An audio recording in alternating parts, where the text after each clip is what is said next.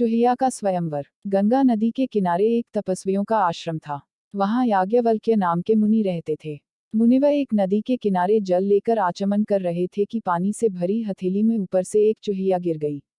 उस चुहिया को आकाश में बाज लिए जा रहा था। उसके पंजे से छूटकर वह नीचे गिर गई। मुनि ने उसे पीपल के पत्ते पर रखा और फिर से गंगाजल में स्नान किया। चुहिया में अभी प्राण शेष थे। उसे मुनि ने अपने प्रताप से कन्या का रूप दे दिया और अपने आश्रम में ले आए। मुनि पत्नी को कन्या अर्पित करते हुए मुनि ने कहा कि इसे अपनी ही लड़की की तरह पालना। उनके अपनी कोई संतान नहीं थी, इसलिए मुनिपत्नी ने उसका लालन पालन बड़े प्रेम से किया। 12 वर्ष तक वह उनके आश्रम में पलती रही। जब वह विवाह योग्य अवस्था की हो गई तो पत्नी ने मुनि से कहा, नाथ, अपनी कन्या अब विवाह योग्य हो गई है, इसके विवाह का प्रबंध कीजिए। मुनि ने कहा, मैं अभी आदित्य को बुलाकर इसे उसके हाथ सौंप देता हूँ। यदि इसे स्वीकार होगा तो उसके साथ विवाह कर लेगी, अन्यथा नहीं। मुनि ने यह त्रिलोक का प्रकाश देने वाला सूर्य पतिरूप से स्वीकार है। पुत्री ने उत्तर दिया, तात, यह तो आग जैसा गर्म है, मुझे स्वीकार नहीं। इससे अच्छा कोई वर बुलाइए। मुनि ने सूर्य से पूछा कि वह अपने से अच्छा कोई वर बतलाए।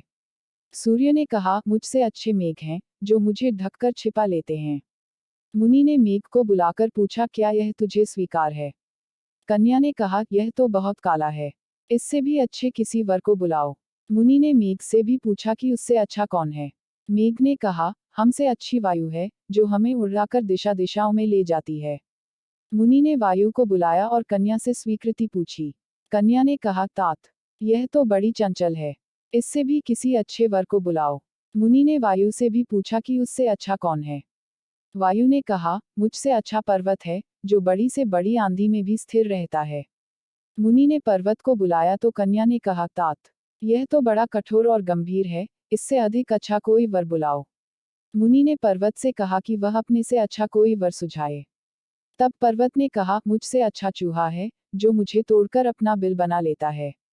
मुनि ने तब चूहे को बुलाया और कन्या से कहा, पुत्री, यह मूषकराज तुझे स्वीकार हो तो इससे विवाह कर ले।